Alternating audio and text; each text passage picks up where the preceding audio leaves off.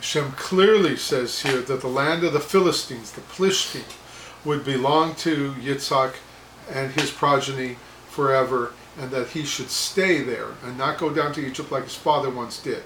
The reason Yitzhak was not permitted to leave the land of Eretz Israel, not to go get a wife in Haran, he had to send Eliezer. Avram had to send in next week's parsha, he has to send his servant Eliezer to go get a wife from him, his brother's family, and he brings back Rivka.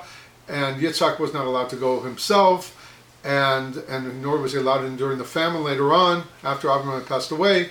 And there was another famine. He was not allowed by Hashem to leave the land to go to Egypt like his father had. It was all due to the thing that he was, in the end of this week's parsha, the Akedah, he was an Ola Tamima. He was pure, he was holy, he had been dedicated on an altar as if virtually been offered as a sacrifice. Obviously a ram took his place and he wasn't slaughtered, but the test was to just bring him up to show that Hashem was testing on him to see if he's willing to give it up all for Hashem. Whatever, even if it's illogical, it seems out of the norm. It's not the proper derech that Hashem himself taught us, that human sacrifice is anathema, it's not allowed. But would he be willing to risk it all to listen to Hashem no matter what Hashem says? That was the true test of Abraham's humility and fear of God and ability to dedicate himself totally to Hashem. And therefore Yitzhak was a product of this event. It was considered like a korban, like a holy offering, and therefore it's kachim, it's kodesh. It cannot leave the holy land, the Eretz HaKodesh.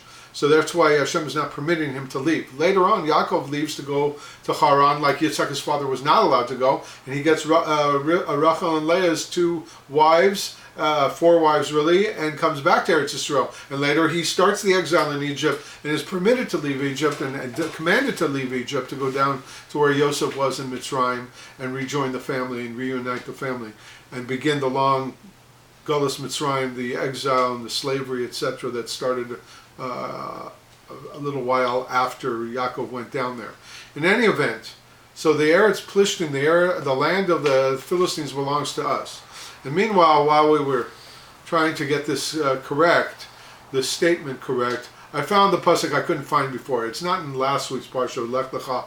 At this point, when Hashem is giving Abraham the bris, the covenant, to do the bris milah, it's later on in the parsha of this week's parsha, Vayera, in chapter 21, 11, 12, and 13, which I'll read you in a second, which Avram is told not to feel any kind of chagrin of throwing Yishmael out for misbehaving and not being party to willingly submit himself to the covenant of what Yitzhak and Avram were starting. And therefore you shouldn't be chagrined. I have to copy something.